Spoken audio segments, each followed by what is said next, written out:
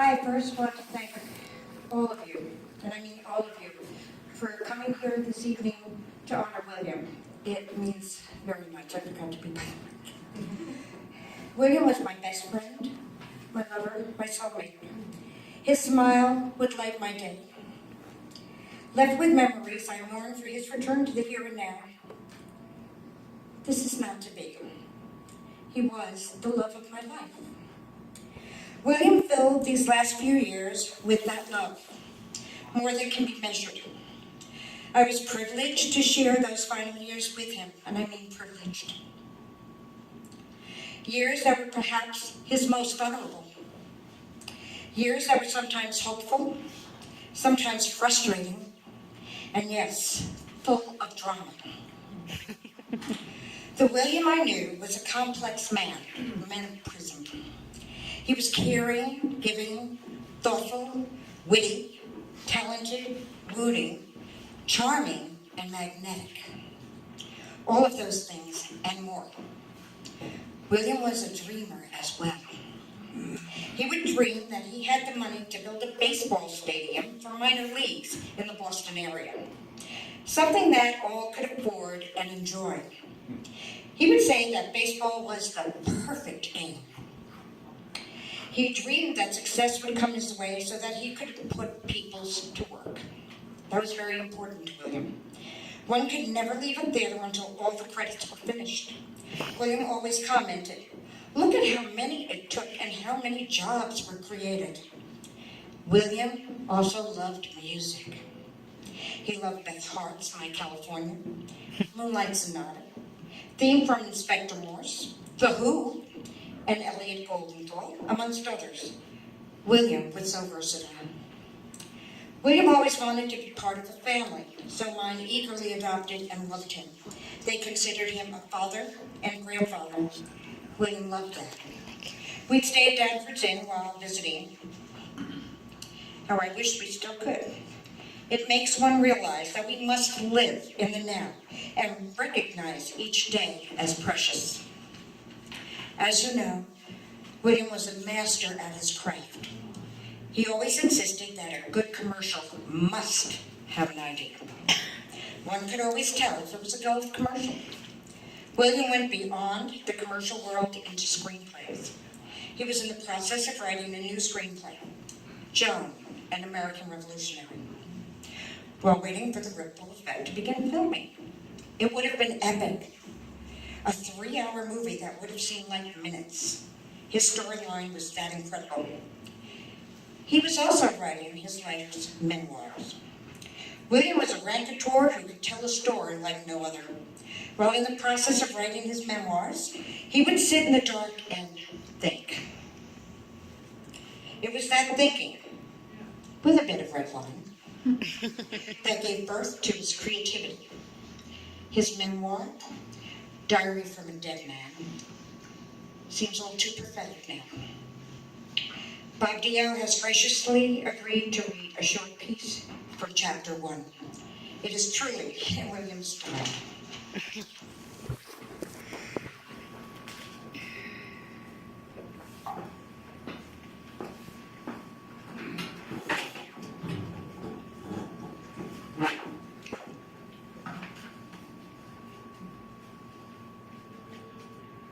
Diary from a Dead Man by William Gove.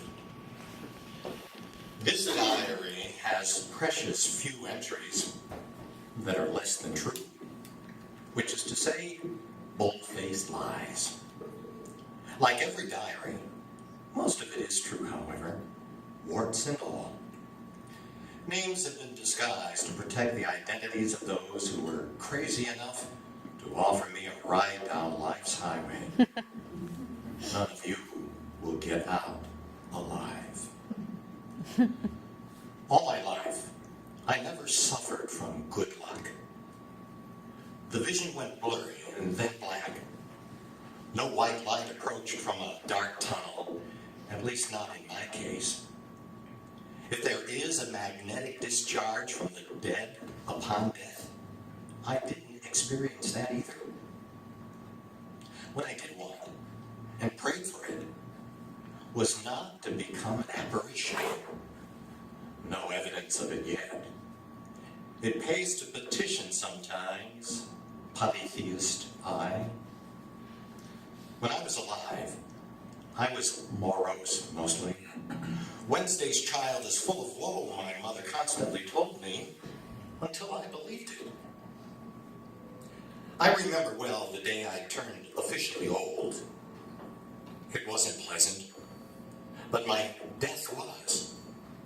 When you're dead and here, you maintain all your memories without the guilt and regret and the annoyance of friends and enemies. Monks and the morass of the enlightened have known this for untold centuries. That's why they walk the earth smiling, some banging little stupid gongs, accompanied with bad haircuts and hygiene. They fear death not at all. They know the fix is in. I know what you're thinking. They shun possessions and the tyranny of capitalism, a socialist's wet dream. They are therefore pure. But none of them have made love to a woman or driven a Porsche either. I loved all that shit. I was accused of being an alcoholic at times. Never so much as when I ran out of money. I came by it and lost it with the frequency of the tides. With remuneration, I was charming, erudite cafe society guy, a rake who was a pulled-together wine connoisseur, skilled in the art of zymergy also.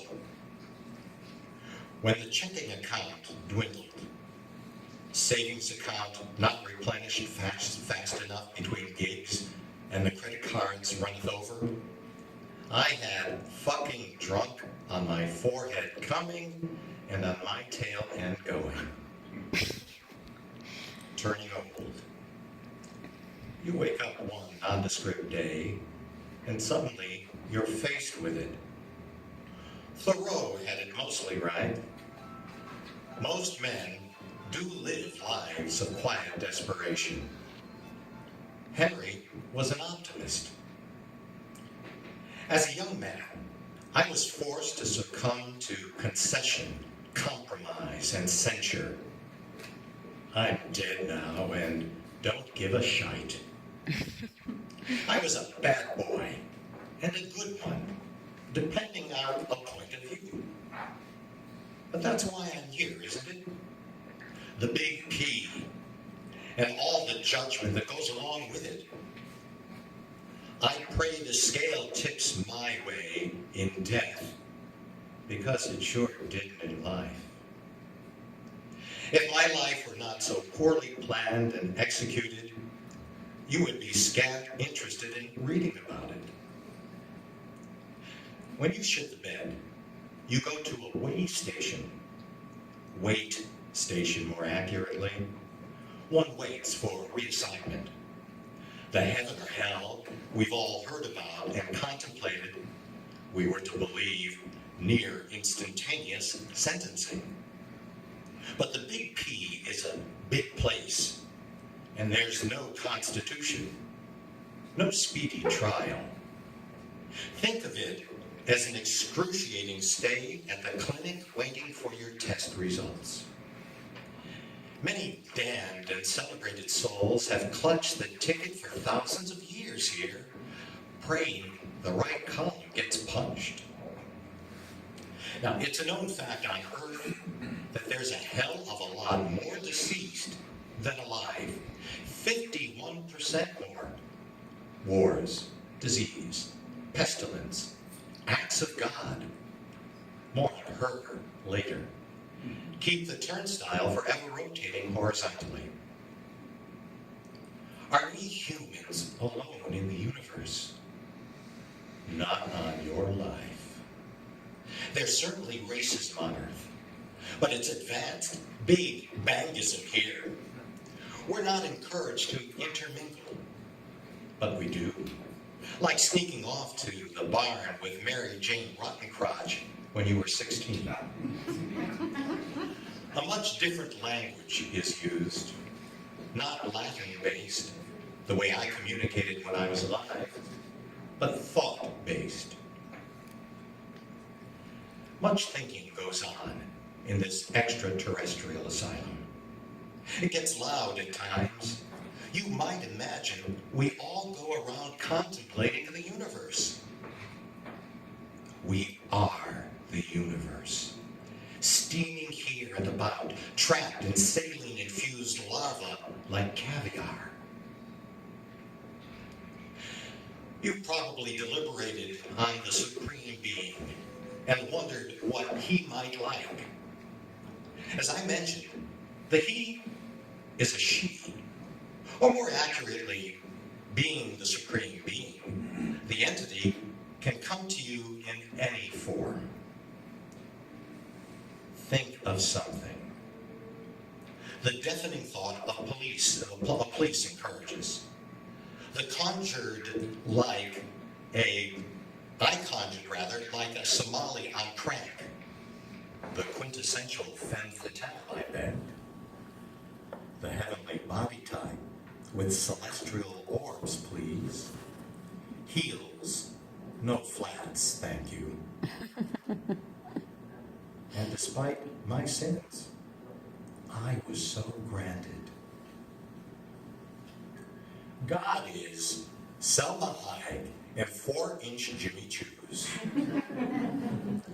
An excerpt from William Gove's Diary of a Dead Man and his final statement.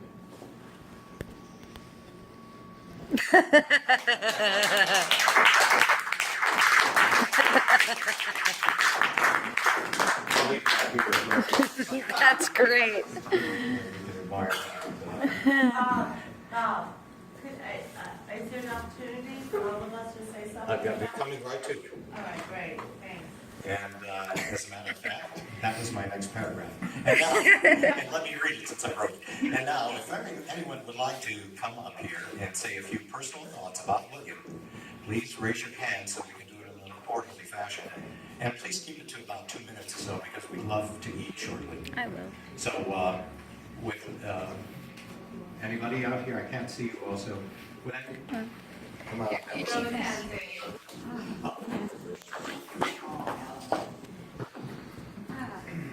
Hi everyone, I'm Allison. I did a movie called Collinsville with William. And I'm gonna do my best not to melt down because so far the eyelashes are still staying on. Yeah. So I met William back in 1999 and the only reason why I really met him was because I was wearing stilettos. That's a lie. It's an exaggeration. He just loved the stilettos. But he was one of the most amazing people that I ever met. He was one of the people. I originally worked for Disney Company as a cast member. I was Ariel for a little while, and I met William at the Fort, and he brought me into this film world, and he was able to show me so many different creative avenues from so many different people, and I met so many incredible people from him. I'm shaking and I'm crying like already. I'm going to keep it short. I'm going to tell you this, that William had an incredible capacity for forgiveness and love. He had such a diverse way of expressing it, and he could be a royal pain in the ass when he really wanted to be, and usually he was. But he was the most loving gentleman that cared about so many people so deeply. And I'm really gonna miss him. And I really thank you, Barbara, for taking such good care of my very good friend. And Bob Dio, thank you for putting this on. You really saved a lot of people because we wouldn't have had an opportunity to say goodbye to William without you doing this for us. Thank you so much. That's all I'm gonna say.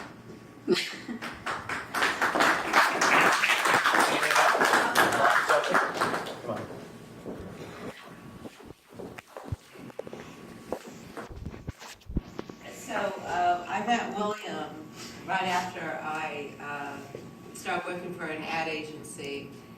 and we had some pretty good clients, and he wanted to do what I did, which was direct, and shoot, you know, if the budget allowed. But he was pretty amazing. I mean, he could look at something and just he had an eye like there was no eye. And he was fabulous. But he was a pain in the ass. We all knew he was a pain in the ass. He was a drunk. But you know, we're artists, so we forgive a lot. And I worked with William, he's my DP, Director of Photography for those who aren't in the biz. And we did wonderful work together. And he told me about how I created my own business when digital took over Beta. That's why I'm in my own business today. Yeah, Willie was a pain in the ass. Portrait artist. And you guys gotta give us a break, you know?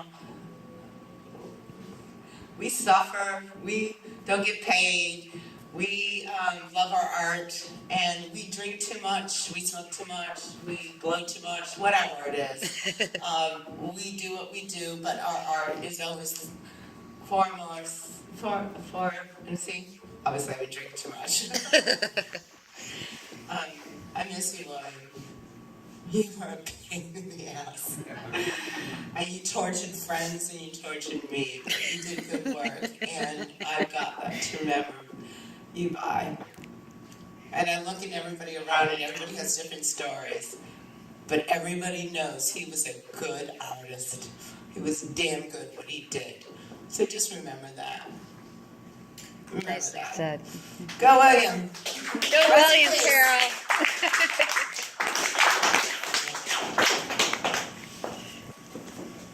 I'm going to introduce this gentleman. His name is Gary Galanick. He is an incredible actor. You actually have seen him in a feature film pretty recently. It was one of them did it? Just an Oscar. Just an Oscar. Spotlight was the film. Well, and then, And also the town. sorry, thank you for begrudging me this, but I saved this email written from William to me on 11/24/2015, and it speaks to what you folks have all said about his passion, his love for people, his colorful language. So, can I drop F-bombs? Can I say this the way it's written? He would. Okay, so I had, as Bob said, a small part in Ripple Effect. I did not know him from a hole in the wall before that. But the few days I got to work with him, both in the audition process and then the filming, was just was interesting. So, 11/24/2015, Gary. So my paramour wants to see a movie at the theater on Monday because there are no crowds. Fine, I say. I would like to see the Sandra Bullock flick. Something about political advertising, which I was once heavy in. It's gone up the spout, bombed at the box office. Well, shit, what else? Paramore wants to see some fucking movie called Spotlight. Never heard of the fucking thing I whine about. But she's undaunted. Pay our money and go see this Spotlight shit for fuck's sake. She's buying drinks after so I can see the Patriots win. Keep in mind, I mean, this is the longest email I've ever, Gary, the movie had me glued to my theater seat for reasons you don't understand.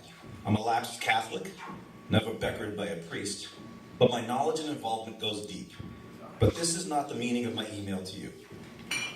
Your performance across from Academy Award winner, blah, blah, blah. I'm not going to get into it. He liked my performance. So at the end, but you, Gary, keep it up. Your friend, William Gove.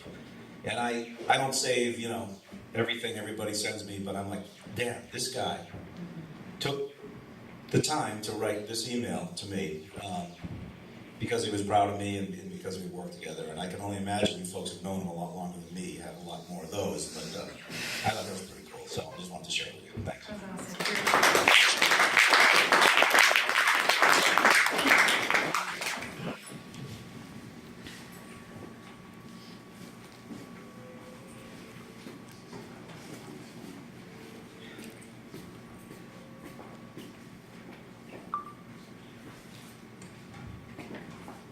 Hi. She's so little. I wouldn't have been appropriate for a William film because I'm too short. But I had the privilege of working with William on probably 25 spots, all of which I wrote and all of which he brought to life. And the thing that I have to say about William is that his vision, his eye, his sense of beauty, or what he called that little piece of business that made a scene work was beyond compare. And I've worked with many others in my career, but it was always William I trusted the most to bring life to the words and to the message. And I agree that William was a royal pain in the ass because all of the work that I did was for healthcare companies and had to involve real people, which was not in keeping with William's love of cinema all the time. Sometimes we'd have to shoot people and he'd turn around and say, "We're not shooting her, she's fucking ugly." You can't really fix that.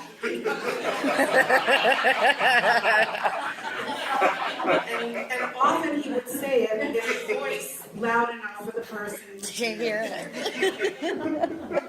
But, so why would I put up with that? Why would I put my career and my reputation at risk for that? And it was because of what he got in the can and what came out. And I have to share a little story.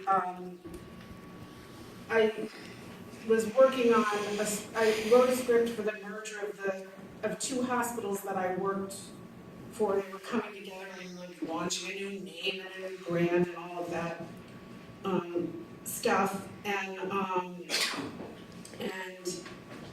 we didn't really have a tight deadline, which was a luxury. And he went shooting even when I wasn't there and came back with images that were just amazing. So when it came time to do the next spot, which was an orthopedic spot, I had an opening with a guy hammering a birdhouse.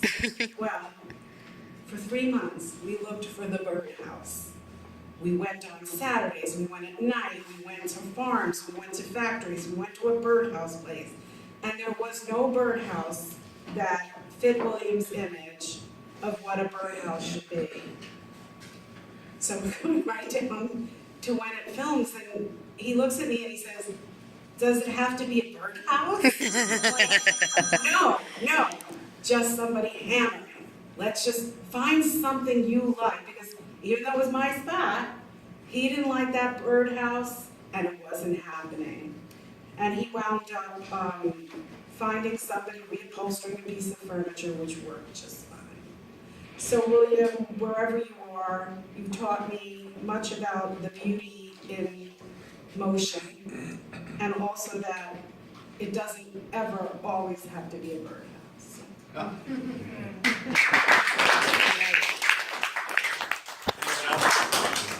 I'd like to say something real quick.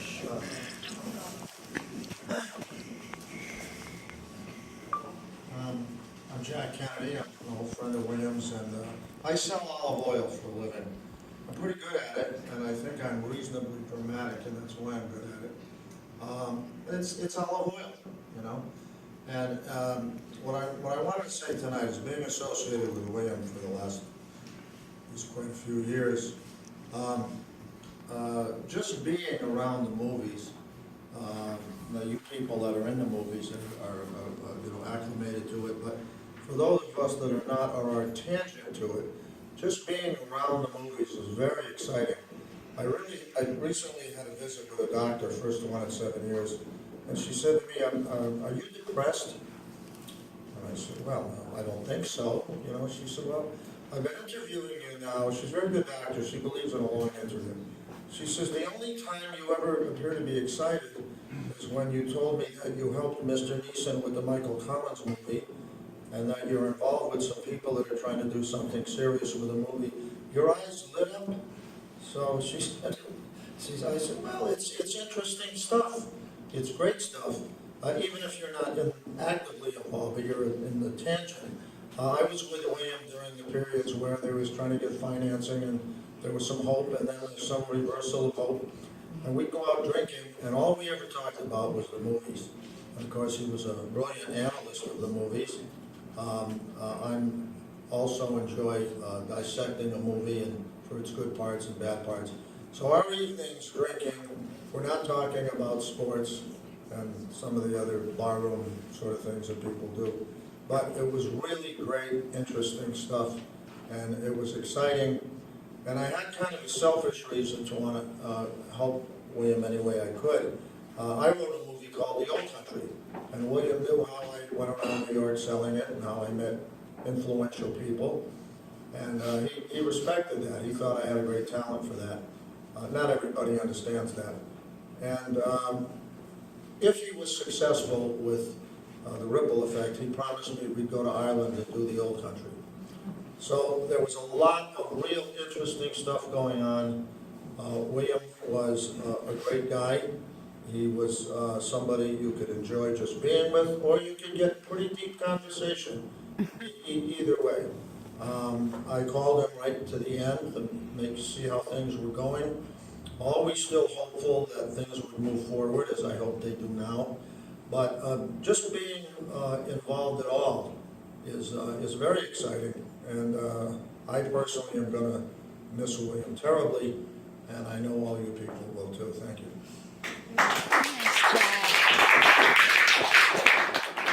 Thank you very much. Readjust here for a second.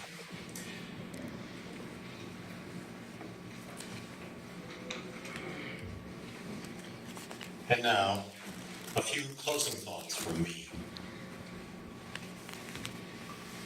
In the past 4 years, I have seen many friends pass on.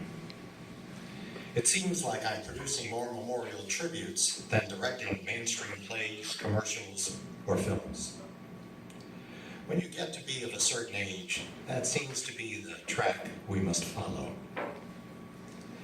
In 2012, I produced a memorial tribute to one who was like a brother to me. He was vacationing with my wife and me on Cape Cod 1 week before he died. Many of you knew him from television fame, stage, and film. He was Ron Paolillo, that irascible Rorschach from television's Welcome Back, Kotter.